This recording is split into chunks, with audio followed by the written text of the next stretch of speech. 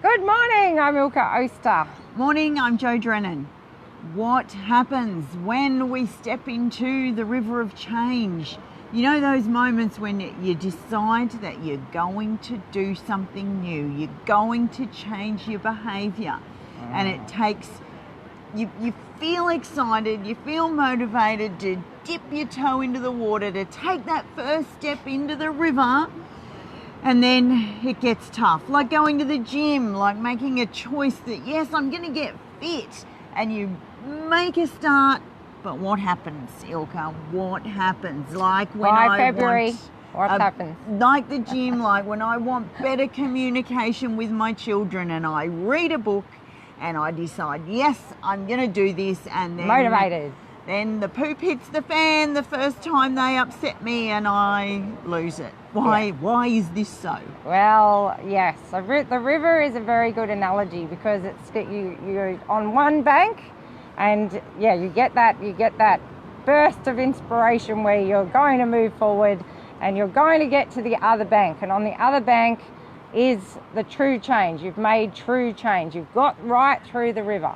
But what happens when you step into the river is that, which is fantastic, you've stepped in there, here we go, and then some of the willpower kind of fades away, and the mind really loves familiarity. So it's just starting to go, oh, maybe I could go back to my comfy couch.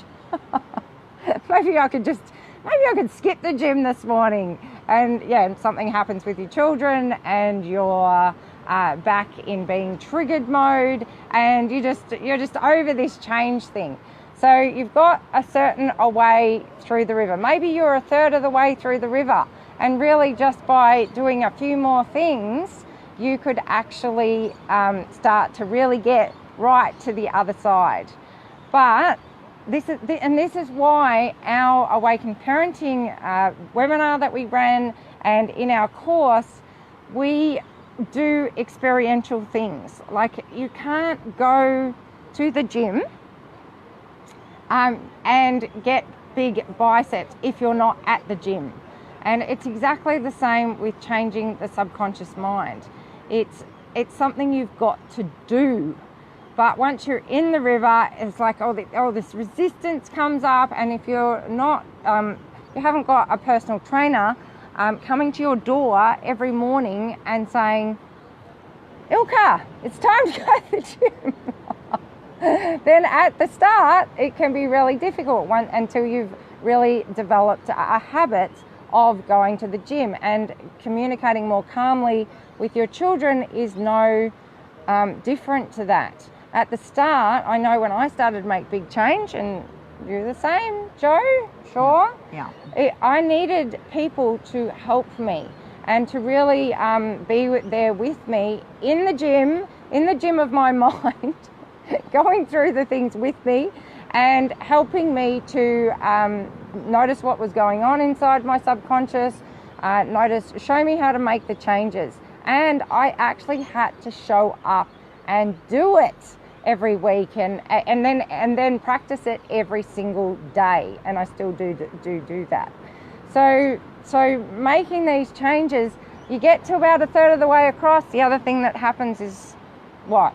Your friends will start to go, it's okay, you don't need to go to the gym, just come to something else with me. And the same will happen even if you're trying to communicate better with your kids. It's like, don't worry, you're doing fine. And you really know that you want to make the change, but perhaps they're not being quite as supportive as you'd like them to be. So you need to find people who are just as committed to being at the gym as you are, or just as committed to being and doing these things, changing the way they communicate with their children as you are, which is another reason that we have our community set up in our group, so that people can really be with like-minded people. That is so amazing. It is extremely important, and to share our challenges and our new awarenesses and our willingness to keep going, even though still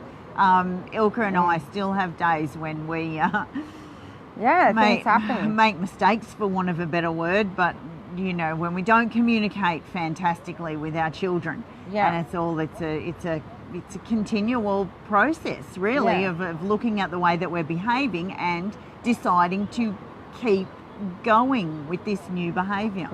And also, once you've got across to the other side of the river a couple of times and made changes on some smaller things, you start to get like achievement and results. So it gets easier, like, oh yeah, I did do that.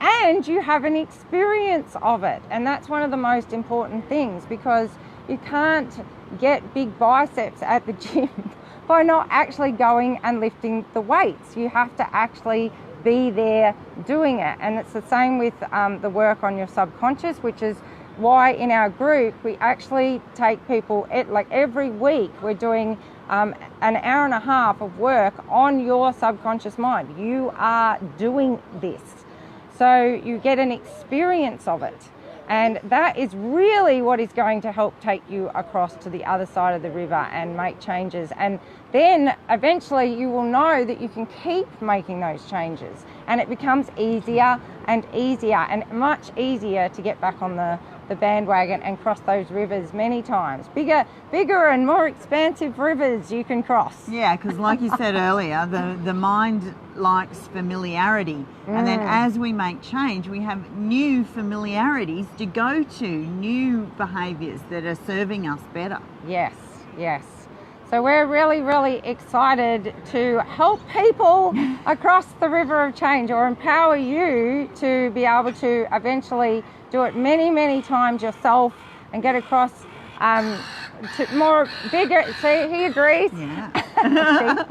I agree. That because at the start it can. I needed help at the start, and that's what we're here for in the Awakened Parenting community, is to give you that support that you need at the start, so that you can then develop the habit to be able to do it yourself. Absolutely. So many times. Yes. Many times. Keep improving. Yes. Yeah. Thank you for joining us. And look at our fan over there. Hello there. And we'll see you next Wednesday from Mooloolaba Beach, and Inspire someone today.